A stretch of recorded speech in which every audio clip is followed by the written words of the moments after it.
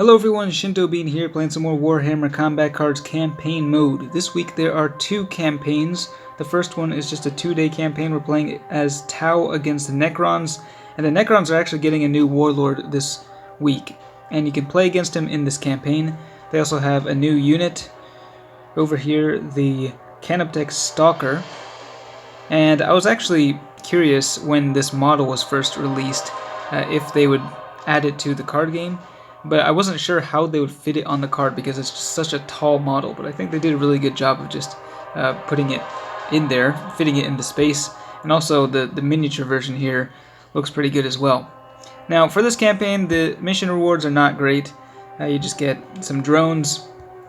But the end of campaign rewards are not bad for a 2-day campaign. You can get the Nightbringer if you're in the top 1%, but you can get another epic, the Cold Star Battlesuit, which is not the most amazing card, but I really like the model, so I'm always happy to get more copies of it. And then we also got the Plasmancer, which is a pretty powerful card for the lower placing individuals. Now, I was running a full keyword deck. The keyword was fly for the drone missions, so this is what I had. Just a bunch of air units led by Commander Farsight. And it wasn't until the last couple matches that Farsight actually had to deploy in order to finish off the enemy warlord. But I'm actually going to change this up because I don't actually care about the missions very much. And I want to try out this deck with Aun'va. Now, he was actually pretty difficult to play against in the last campaign when we were playing against Tau. So I'm curious to see how this works. I have three Kroots in here. The Kroot Shaper actually has surprisingly good stats for its cost. And I think the Kroot Tracker recently also got a boost to its stats. I spent almost all my coins to upgrade it a few levels, because I'd never used it before now. The Krootox Rider also I just upgraded to level 8, so it's got pretty good Berserk. And yeah, just a bunch of battle suits in there. So nothing big. Usually I run like one of those really expensive, powerful units with Tau, but this is just a deck full of kind of middle-range cards. You know, nothing too small, nothing too big, and I'm very curious to see how this works. I think Aun'va is actually a great choice when playing against Necrons, because his main weakness is Psychic, but you don't have to worry about that when you're playing against Necrons, and you should be getting lots of bonus attack damage from his special rule, the Paradox of Duality.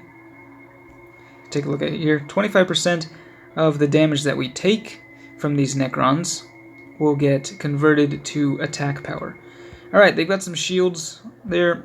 This thing only has one shield, so unfortunately the barrage is not going to be able to break the shield. That's the annoying thing. The AI, I don't know if it's just me, but it seems like the AI likes to deploy shielded units to the left, which is a good strategy actually, because you can't destroy them with barrage when they're on the left side. Now, they have the first turn, they have the initiative, but that is fine with me because when they attack, our counterattack is actually going to be dealing increased damage because we've taken damage first. So that's the one thing about Aun'va. It's actually not bad to or at least going second is not as big of a disadvantage for him as it is other warlords. So you can see here we're hitting back for a little bit more melee damage than normal. And we will be going for the ranged attack, of course. That's what Tau do. Although, with the Kroots, I think I could potentially go for a pretty powerful melee attack towards the end of the game. So I'm putting my battle suits out first, but we'll try to deploy the Kroots for the latter half of the game.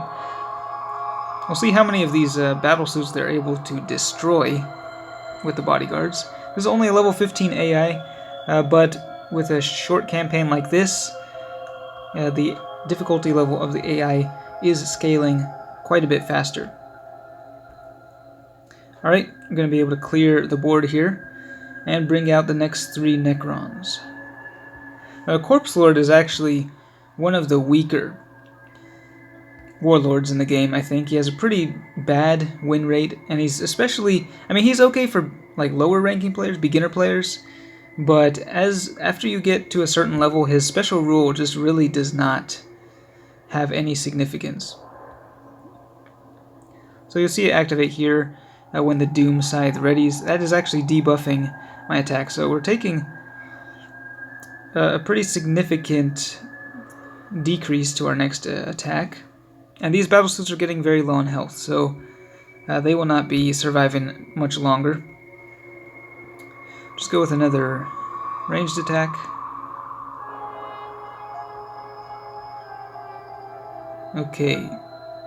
And will they switch to ranged or keep going melee? They got Trazen the Infinite on the field. Alright, they're going for the ranged attack, so they will be able to destroy 2 of the battlesuits here. The broadside survives and gets a pretty good attack in. But yeah, the big the Tomb Blade over there, that thing is regenerating. Or not the Tomb Blade, I keep calling it that. It's the Doom Scythe. The Doom Scythe could pose some problems. Now we do have some big game hunters in here, so we'll see how those fare. I don't think these smaller battlesuits with big game hunter are really that great. But you know, I think it might actually be good to put down the crew tracker here. So go ahead and do that. Keep the broadside in the center lane. Got an outflank from the tracker, so we'll be dealing some additional damage with this attack. Trazen has Endless, so he will be redeploying here.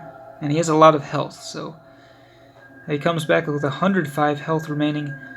And that broadside dealing 84 damage, which is not bad. Not bad at all. And it gets plus 12 to its attack stats from the counterattack. And they are switching over to melee this time.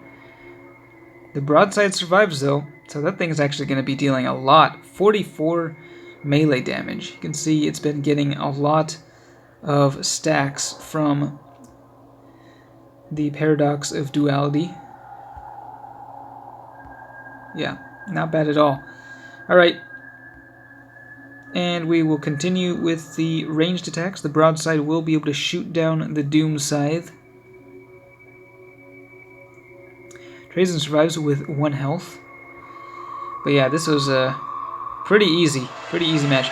Now with Aun'va, you don't actually really want him deploying to the field if possible. His special rule is active throughout the whole game, and it really can greatly enhance the productivity of your bodyguards. So you just want to make the most of it, and it has done a very good job this game. We just have 2 bodyguards, or we have 4 bodyguards left actually. Go ahead and put down these Kroots. Krootox Rider didn't really get a chance to do much this game. You know, putting down the Krootox might actually be better early on because of the Berserk. It can gain a lot of extra damage if you put it across from a weaker enemy. Yeah, we'll go with the melee attack here. And I think the Corpse Lord will just be forced to go Psychic.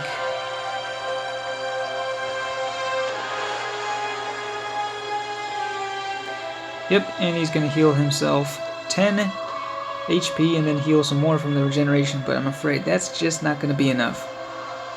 So you can see the Corpse Lord did not get much out of his special rule this game at all. I think he got just a little bit of healing on the Doom Scythe, but very insignificant when compared to Aun'va, and they're pretty close in the points cost. I mean, Aun'va's only 5 more points. So, we are Tau, but we are going to finish this Warlord with a melee attack to the face. So yeah, this deck actually worked pretty well. I guess the one issue that it could have is if the enemy deploys some really strong bodyguards like the Catan Shards or the Annihilation Barge with the shields.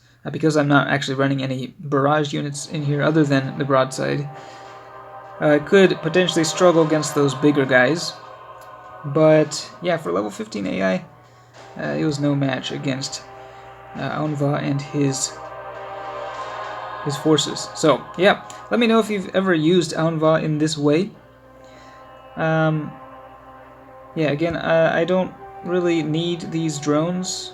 Got the stealth drone here with taunt and the gun drone. Stealth drone is actually pretty useful if you don't have it. I think this one actually doesn't unlock until a much higher rank, so for lower ranking players, this could be a very good option. The drones with taunt are very good when combined with Darkstrider, who I've been seeing a lot in ranked mode.